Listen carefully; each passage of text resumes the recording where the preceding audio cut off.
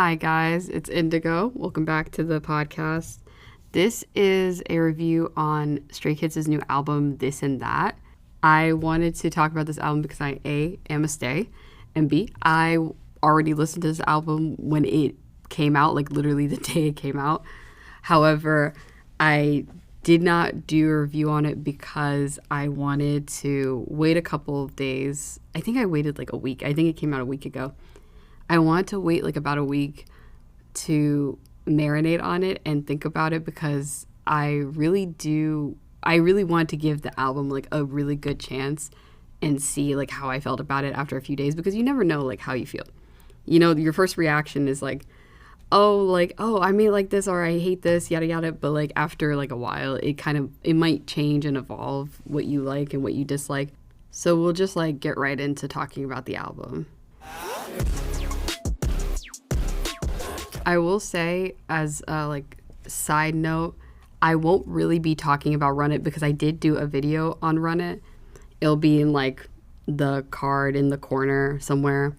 But yeah, I will just say really quickly, Run It for me felt like the one song on this album that fit like the least.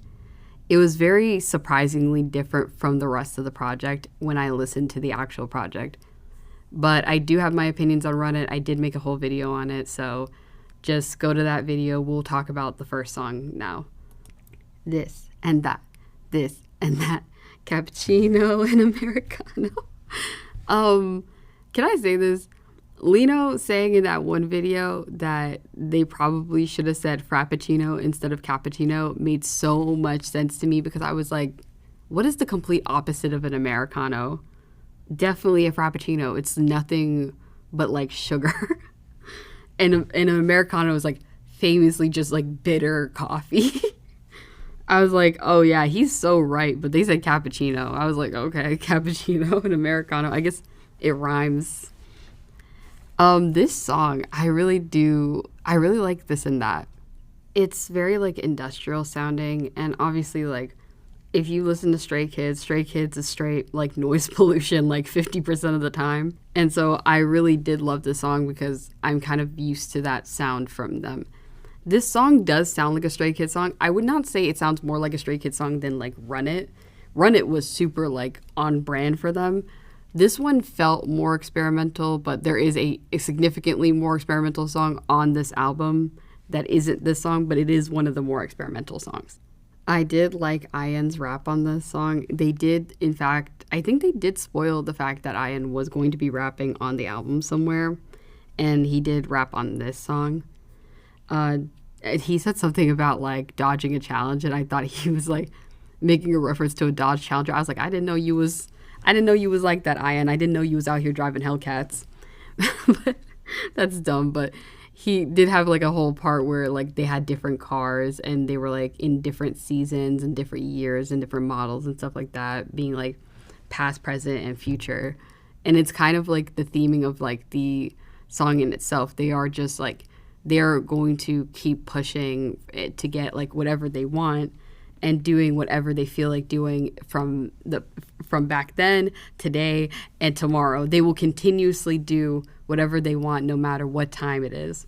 And I do like that. There's a lot of theming around time in this song with the music video. Also, like Benny's rap, where he was like, he's like the meat patty in a Stray Kids song. I was like, first I was thinking to myself, man, Benny, you must hate vegetarians. And the second thing I was like, I get like what he's saying. He's like he's the main course in like a Stray Kids song. Like he's the thing that you're looking for in a Stray Kids song, which, yeah, of course, you're like one of the best rappers in the K-pop industry. Of course, that's what I'm looking for. I am looking for a good Benny verse every single time. I loved Sungmin's part. He did such a good job. I know he wasn't in the music video that much because obviously he has his injury and he won't be participating in some things that Stray Kids are doing moving forward. He'll be only participating in like a select few things. But his portion of the music video was really amazing, and obviously who was ever disappointed by Sungmin's voice? No one. There's literally no one. But with the actual choreography and how it's set up when they have been dancing live. He has been kind of in the back because of that injury, so hopefully he gets better soon. He can dance for other songs a little bit more towards the front. Right now, they're just trying to give him a little bit of a break, which is very good. They had a lot of references to other music videos in the music video, including God's Menu and S-Class.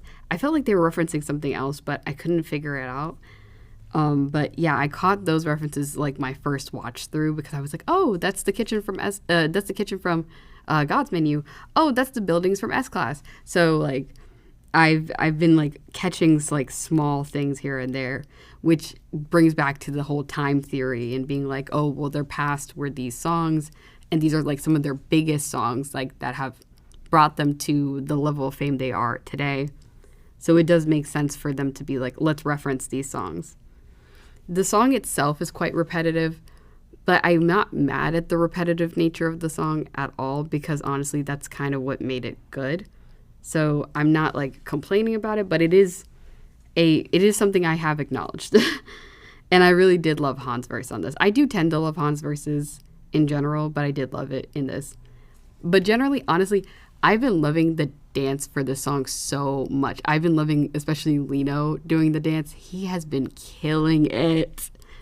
And I can't help but watch him. He's so good. Oh my God. He's like the main person I usually watch when Stray Kids are dancing. But if you guys have another person that you like watch, please tell me like who you pay attention to when they're doing the choreography. So yeah, let's go on to the next song.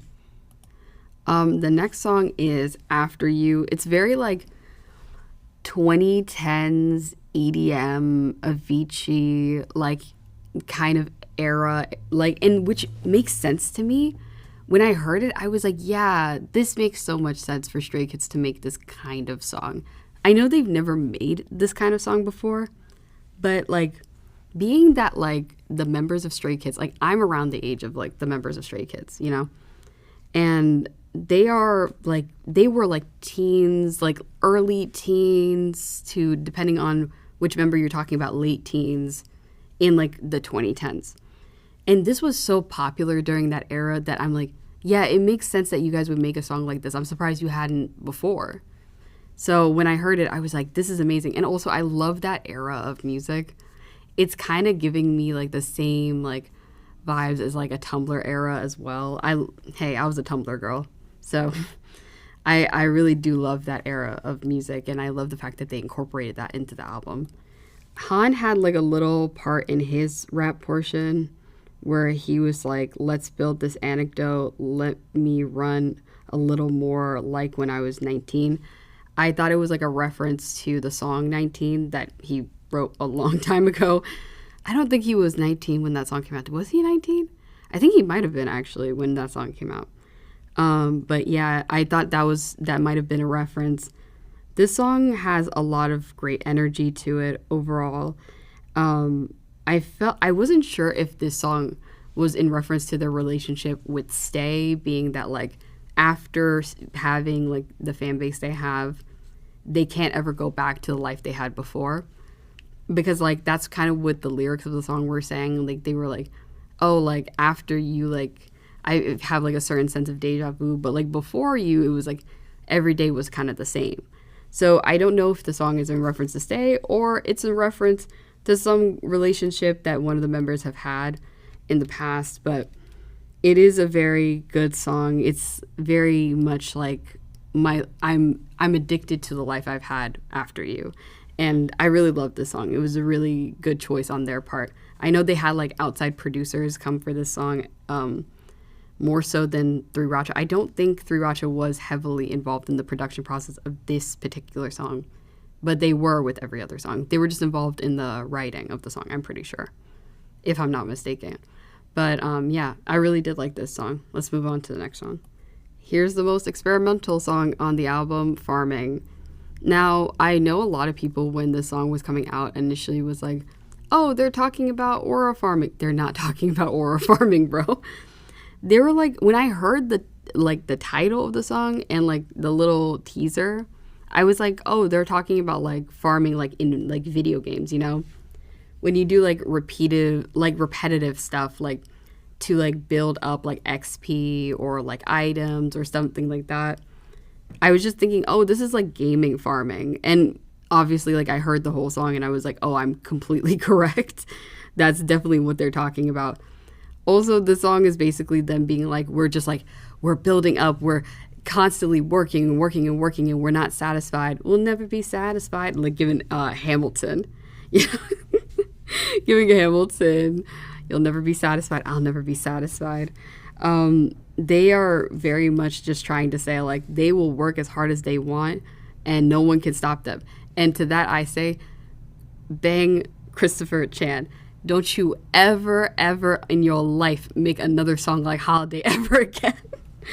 This is a response to everybody's response ever since they made Holiday. Everybody was like, man, they really need to take a break.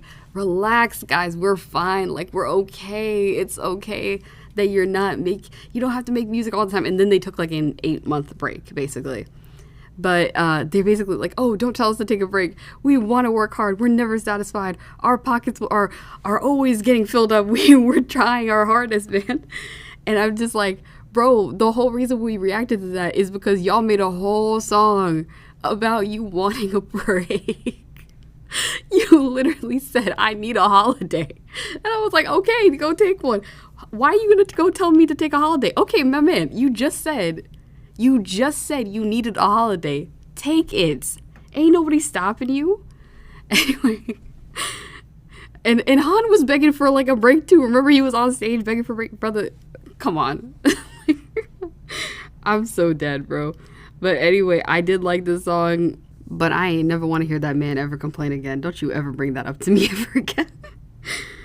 Oh my god. This song was great. It was very much like it was so interesting, the chorus, how experimental the melody was. At first I felt like it was kind of empty sounding, but like after like a few listens, I really can hear it. And I honestly grew to love it. Now, mind you, I'm a Ceremony defender.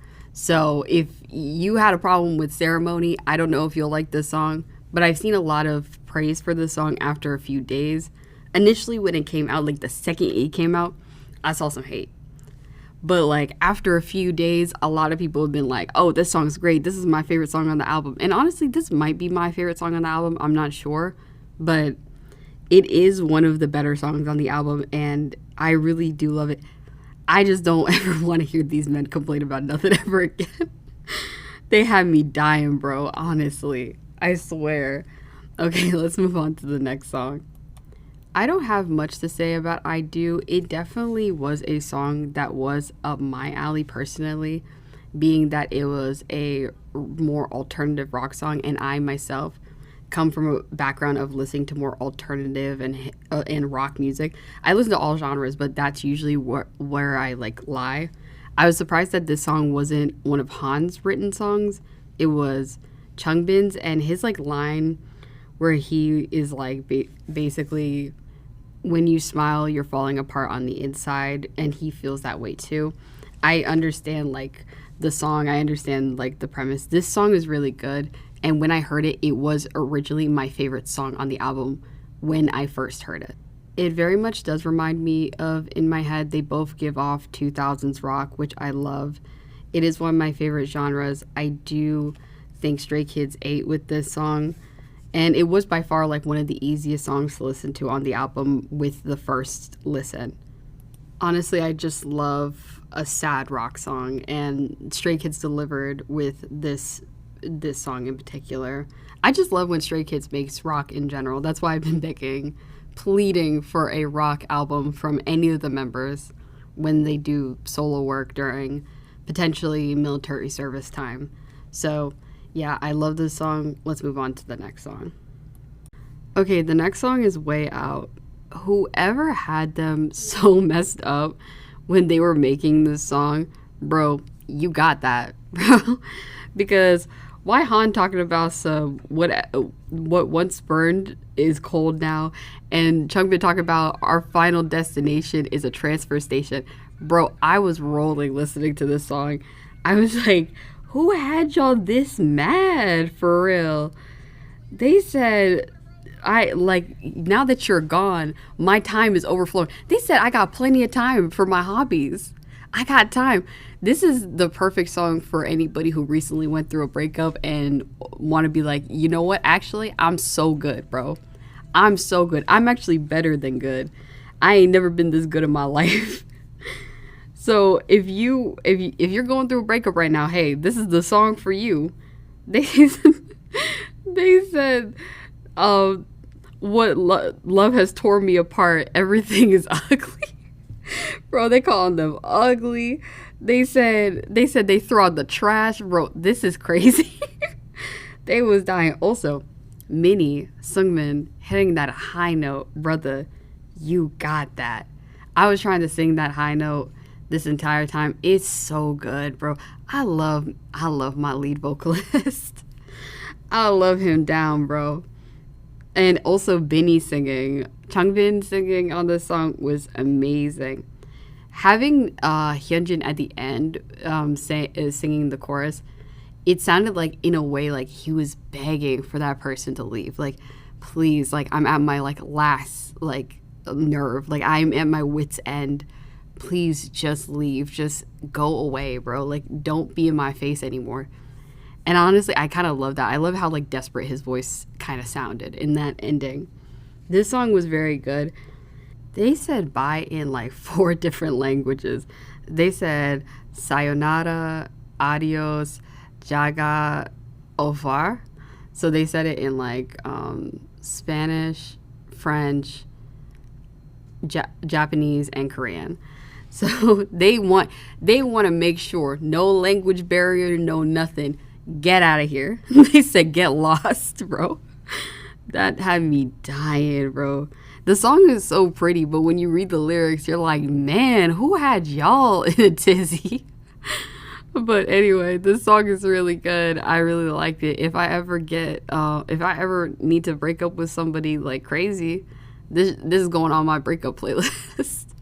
I love breakup songs, honestly. Is that like a weird take? I really love breakup songs more than I love love songs. I don't know. I love the aggressiveness of being like, man, you know what? Forget about them. I don't need that person. I don't know. Or being like super, super sad. I just love a breakup song. I don't know. It just feels more interesting than a love song to me sometimes. So let's move on to the next song. I find it funny that I just said that I prefer breakup songs over love songs, and the next song is literally a love song. Bro, Back Then gave me such whiplash because after listening to Way Out and going into Back Then, you're like, whoa, whoa, whoa, whoa, whoa, whoa, whoa. Weren't we just telling somebody to get lost like 2 seconds ago? And now it's like the complete opposite, a complete like 180. You have to be with me. You have to stay by my side. I'll always be with you. Like everything's great. Like such a switch. And also Han, thank you for writing a happy song. Han Ji-sung, ladies and gentlemen. He didn't want to be sad this time. He wanted to be happy. He was like, hey, I'm in love and I'm happy and everything's great, you know? One thing that's funny is that Felix's voice, when he is like singing in a higher register, that always like throws me off more than his lower register. I like his lower register, but I don't really like, it's so funny to me when he's singing a high register because I'm always like, who's that? I'm like, which member is that? And then I remember like, oh yeah, Felix can do that. So it gives me like more surprise. I'm like more surprised or like shocked when I hear his high voice more so than his low voice. Not to say I ain't excited to hear his low voice, but his high voice is just something different, honestly. This song is like a pretty easy listen also. If you love a love song, if you just want to be happy, this should go in your relationship playlist. The other song go in your breakup playlist. When you break up inevitably, put that, I said inevitably. I'm not a negative person. I'm so sorry. I am a negative person, actually. Actually, I am a negative person. When you break up inevitably, put Way Out on the other playlist and put Back Then on this playlist. Actually, put Back Then on this playlist when you're nostalgic about that relationship because it's back then because you already went your way out. So honestly, the last song they were just like, oh, get out of here. And then in this song they were like, low key, actually, maybe I shouldn't have been that harsh. Maybe you should say, actually. Honestly, I also thought that this song was going to have some kind of drop. I'm glad it did it. I like a little ballad. I like a little ballad moment. But when, like, it went in right before it goes into the chorus, I genuinely was like, oh, there's going to be some kind of drop in this song. There really wasn't. And even if there was, it was like tiny. It was like the tiniest movement in the song. So it wasn't like crazy. It was very calm, which is fine because like most of the album isn't that calm. Overall, the album doesn't have like that calm-esque element to it, but there is like a few songs that have like calmer elements, and this is just one of them. I really do like this song. Let's just talk about the final song on the album. I was laughing a little bit because I was just thinking about the fact that I'm going to have to talk about a festival version of the song. This and That's festival version. I am one of those people who don't tend to like the festival versions of Stray Kids songs. I know some people like them. I know people get excited when they see some people who like them, but I'm usually a person who doesn't. Surprisingly, I actually do like this version of this like festival version. For the first time, I actually like a festival version of a song. Actually, you know what? I will backtrack a little bit. I think I did like the Do It festival version, but I can't remember. I think I did, but I never go back to festival versions. I think for me personally, I don't hate them. My thing is I think what it is that I only think that they're good in the like specific case where you're hearing it live. I don't really think that like they are like songs I want to hear on the main album. Like if they released it with the remix that they usually release, I think it would be fine. But the fact that it's on the main album is what bothers me about the festival versions. Because I don't go back to them, and I don't think most people do. And I think the only scenario in which you're going to love the festival version is if you've seen Stray Kids like live several times and stuff like that. So yeah, I think this would be more fun live, but this is one of the festival versions I've actually liked of a song. And yeah, it's very Stray Kids. Honestly, festival versions are very Stray Kids, just straight noise pollution, having fun, doing whatever they want. So I don't really have that many complaints about it. The worst Stray Kids song is better than most of some people's best songs. So I'm not about to complain about a festival version. Okay, let me give you my overall thoughts on the album. Overall, this album I really, really liked. Do I like it more than Do It or Karma? I'm not sure. Honestly, in a course of a few days, Do It is like a mini album. Karma is the last full-length album we had, and that was like a year ago. This album has so much good in it. I don't see a lot of bad. Obviously, there was points in which I listened to the album and I was like, oh, I don't know how I feel about that, or I don't know how I feel about this. But would I go back to this album? 100%. Yes. I would go back to like 90% of songs on this album. I'm still listening to the album pretty consistently.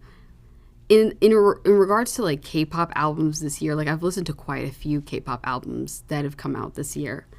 And I think it's one of the better ones that have come out this year. It's pretty good. It is like what I don't know if I would say this is what I expect from Stray Kids.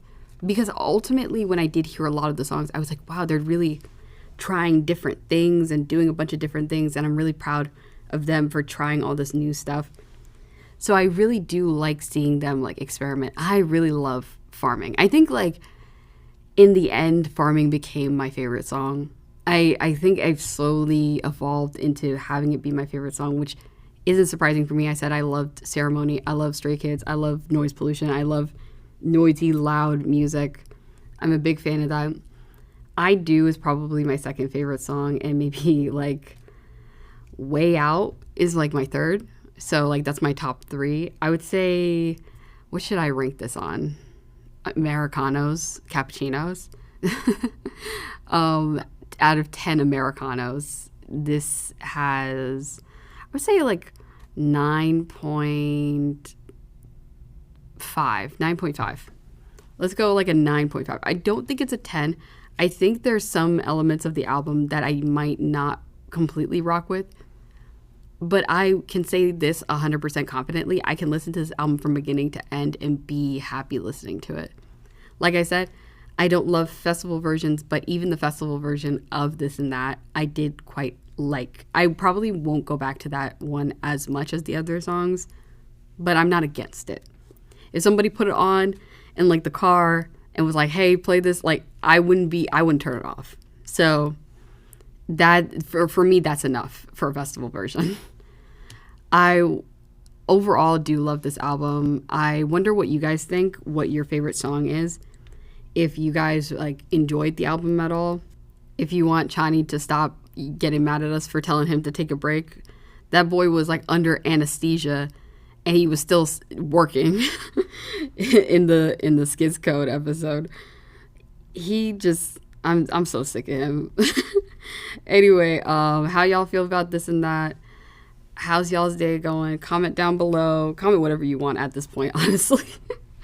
Comment if you prefer Americanos or cappuccinos or frappuccinos. Let's decide. Let's put it to a vote. What do you prefer? I hope you guys are having a good day. Please like the video. I have other Stray Kids videos on my channel talking about this particular album coming out, and I will have more in the future. I have other groups I've talked about if you want to go check that out. I'm Indigo. I hope you guys are having a good day. Like, subscribe, whatever you got to do. Bye-bye, guys.